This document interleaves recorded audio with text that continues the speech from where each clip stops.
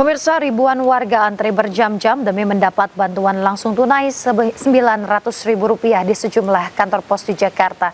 Meski antri berjam-jam, warga mengaku senang bisa mendapat bantuan untuk membantu memenuhi kebutuhan sehari-hari.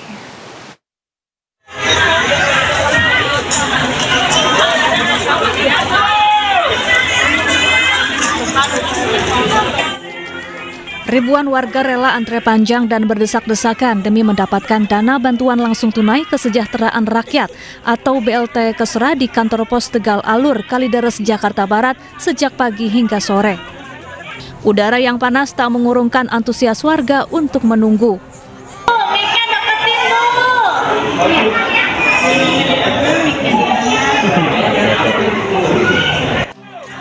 Uang BLT Rp900.000 yang diterima diakui warga sangat berguna untuk memenuhi kebutuhan sehari-hari. Kantor pos Tegal Alur menjadi lokasi pencairan dana BLT Kesra bagi 6.400 lebih penerima manfaat.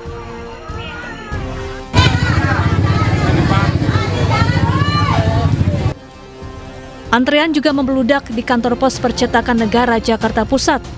Warga mengantre lebih dari 5 jam untuk menerima BLT Kesra Rp900.000.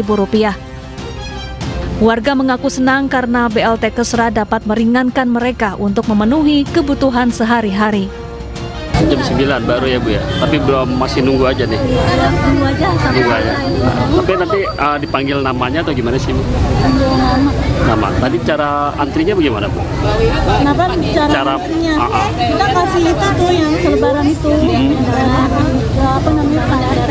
Oh dari RT, nanti baru dipanggil. Dana Rp900.000 diberikan untuk 3 bulan, periode bulan Oktober, November, dan Desember 2025. BLT Kesra merupakan bagian program pemerintah untuk menjaga daya beli masyarakat. Dari Jakarta, Miftahul Gani, Rani Sanjaya, iNews melaporkan. Ribuan orang berbondong-bondong rela antre untuk mendapatkan bantuan langsung tunai atau BLT di Kabupaten Bandung Barat, Jawa Barat. Tak sedikit lansia dan para emak-emak membawa anak antre lama demi mendapatkan Rp900.000.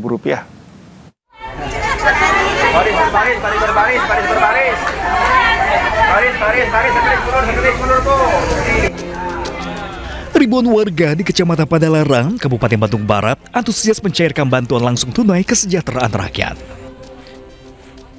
Sejak pukul 6 pagi, warga didominasi emak-emak dari beragam profesi ini antri berjam-jam untuk memverifikasi data di kantor pos Padalarang. Padahal petugas sudah membagi jadwal pembagian BLT ini sesuai dengan RT RW masing-masing. Akibatnya, terjadi penumpukan di pintu masuk kantor pos. Apalagi tak sedikit penerima manfaat ini adalah kaum lansia dan ibu yang membawa anak yang akhirnya kelelahan mengantri lebih dari 1 jam demi mendapatkan uang Rp900.000. Lama? Ya lama ya ngantrinya ya. Udah berapa kali dapat bantuan ini Bu? Baru sekarang. Oh baru sekarang? Iya, baru sekarang itu RW 2, RW baru. Sebelumnya nggak pernah dapat? RW yang itu mah nggak ngasih. Oh, berarti baru kali ini yang dapatnya? Baru pertama ini. Bantuannya untuk apa nantinya? Buat kebutuhan sehari-hari? Untuk sehari-hari aja. Lah ibu mah gak punya suami. Iya. Meninggal. Di Kecamatan Padalarang sendiri tercatat ada sekitar 16.000 penerima manfaat BLT. Hampir 40% penerima adalah warga yang baru pertama kali menerima BLT karena adanya perbaikan data administrasi serta pergantian kepengurusan RT maupun RW setempat. Dari Kabupaten Bandung Barat, Jawa Barat, Dono Wahyu, iNews melaporkan. Pemirsa, Kementerian Sosial terus menyalurkan BLT Kesra kepada masyarakat di berbagai daerah.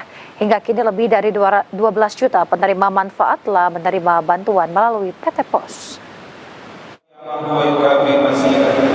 Penyaluran BLT Kesra dilakukan dengan 3 mekanisme. Melalui kantor pos, penyaluran berbasis komunitas dan juga diantar langsung untuk penerima lanjut usia atau sedang sakit. Setiap penerima mendapatkan bantuan sebesar Rp900.000. Menteri Sosial Saifullah Yusuf menjelaskan selain menyalurkan bansos, Kemensos dan juga PT POS juga menjalankan program sekolah rakyat yang membuka kesempatan beasiswa bagi lulusannya di Universitas Logistik Bisnis Internasional.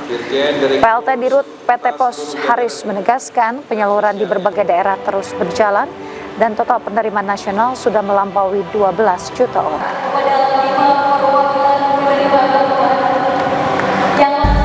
Melihat secara langsung penyaluran BLTS yang sekarang memasuki tahap kedua yang secara umum berjalan dengan baik. Yang kedua, kami melakukan MOU di mana PT POS akan memberikan dukungan kepada sekolah rakyat melalui beberapa program. Realisasi sudah dari alokasi yang disampaikan mulai tahap 1 dan tahap 2 ada total sampai 12.285.359, yang 600 adalah untuk daerah 3T. Saat ini sudah terrealisir 62,37% ya teman-teman. Jadi ada sudah tersalur 7,6 juta. Kami punya PR tinggal menyelesaikan 4,6 juta lagi. Target kami insya Allah di akhir November ini. Kita ke informasi lainnya, pemirsa. Mantan Direktur Utama SDP Ira Puspadewi dan 2 mantan direksi SDP lainnya dibebaskan KPK setelah mendapatkan rehabilitasi dari Presiden Prabowo Subianto.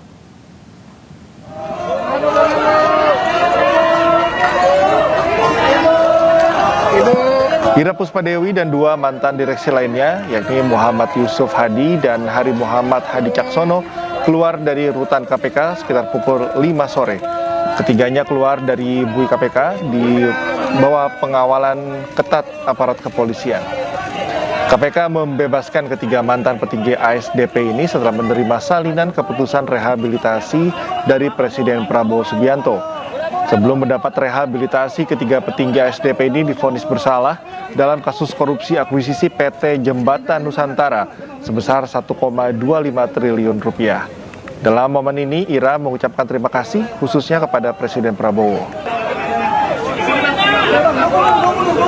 Kami menghaturkan terima kasih dan apresiasi setinggi-tingginya kepada Bapak Presiden Prabowo Subianto yang telah berkenan menggunakan hak istimewanya dengan rehabilitasi bagi perkara kami. Harapan kami ke depan, semoga tatanan hukum di negeri kita tercinta ini dapat memberikan perlindungan yang lebih baik bagi para profesional, anak bangsa yang sungguh-sungguh melakukan kerja besar untuk Indonesia yang kita punya, Indonesia yang kita cintai, untuk Indonesia yang lebih baik. Terima kasih semuanya, mohon doa, semoga kita semua bekerja sama sebagai anak bangsa yang memberikan yang terbaik untuk bangsa ini. Menteri Keuangan Republik Indonesia Purbaya Yudi Sadewa ancam bekukan Direktorat Jenderal Bea dan Cukai jika gagal memperbaiki kinerjanya yang kini bercitra buruk di mata masyarakat hingga pimpinan tertinggi.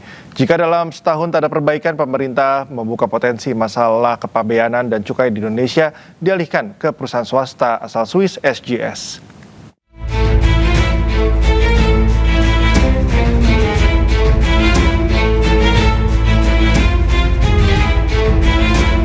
Menteri Keuangan RI Purbaya Yudi Sadewa mengungkap, kini pegawai Direktorat Jenderal Bea Cukai sudah mulai semangat memperbaiki kinerjanya. Meski demikian, melihat banyak modus nakal yang dilakukan sejumlah oknum dan mencoreng citra institusi Bea Cukai, Purbaya mengancam bakal bekukan Ditjen Bea Cukai dan merumahkan 16.000 pegawainya. Dijumpai usai rapat kerja bersama Komisi 11 DPR RI di Kompleks Parlemen Senayan, Jakarta kemarin Kamis, Purbaya juga menjelaskan apabila pembenahan gagal selain membekukan Bea Cukai, pemerintah juga akan menyerahkan tugas kepabeanan kepada Swiss General Surveillance seperti dahulu. Jadi kita harus perbaiki dengan serius. Saya bilang dengan mereka, saya sudah minta waktu ke Presiden 1 tahun untuk nggak diganggu dulu. Saya biarkan saya beri waktu saya untuk memperbaiki Bea Cukai. Karena ancaman serius. Kalau kita Bea Cukai nggak bisa memperbaiki kinerjanya dan masyarakat masih nggak puas, Bea Cukai bisa dibekukan diganti dengan SGS. Sementara itu, guna memperbaiki kinerja Bea Cukai, berbagai unit telah meningkatkan kinerja dan tata kelola internal dalam beberapa bulan terakhir. Bahkan, selain tekanan struktural dan regulasi, Purbaya juga mengandalkan teknologi kecerdasan AI untuk kurangi peluang praktik nakal di lapangan.